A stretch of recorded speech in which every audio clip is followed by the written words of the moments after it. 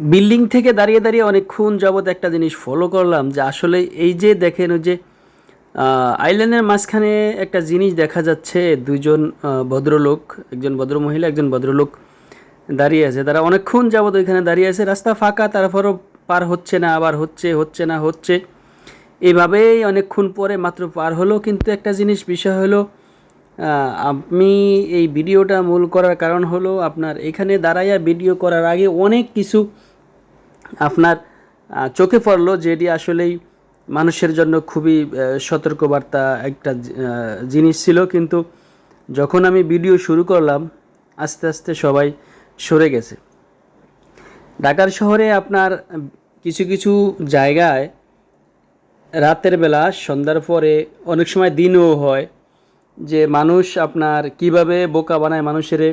অনেকে আবার যে যদিও আমার হরিণটা নিচে রাখা আছে, এইটাও মাঝে মাঝে দেখি আপনার কখন যে আপনাকে ওই যে কী বলে শয়তানের নিঃশ্বাস, তারপরে দেখা গেছে যে ভালো ভালো কথা বলতেছে আপনার সাথে, বা কোনো কিছুর তথ্য জানতে চাইতেছে, বা কোনো কিছু আপনারে বুঝাইতে চাইতেছে, অথবা সে টাকা ভাঙতি নাই ভাঙতি চাইতেছে, খুচরা টাকা লাগবে। বিল্ডিংটা একটু দেখাইলাম আর কি, তাহলে আপনি অনেকেই চিনতে পারবেন যে আসলে এই জায়গাটা কোন জায়গা।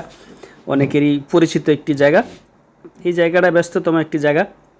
এই জায়গায় মানুষ কেউ হাসতে হাসতে আসে, আবার কেউ কাঁদতে কাঁদতে যায়। এটা হলো সেই জায়গা। তবে আমরা চাই না যে আপনারা সবাই কান্না করেন, সবাই হাসি খুশি থাকেন। আপনাদের হাসি খুশি থাকাটাই আমাদের কাম্য।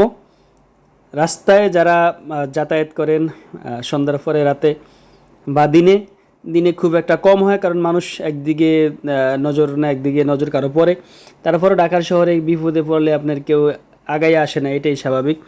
রাতের বেলা যখন আপনি রিক্সায় উঠবেন, অবশ্যই রিক্সাটা একটু চিন্তা ভাবনা করে উঠবেন, যার সাথে আপনি কথা বলতেছেন সে আপনার পরিচিত কিনা। যে আপনাকে টাকা ভাঙতি চাইতেছে, খুচরা টাকার জন্য নোট দেখাইতেছে, টাকাটা জাল কিনা দেখাইতেছে, সেই ব্যক্তি আসলে এই টাকাটা আপনার শরীরের কতটুকু কাছাকাছি আনতেছে সেই দিকে অবশ্যই লক্ষ্য রাখবেন।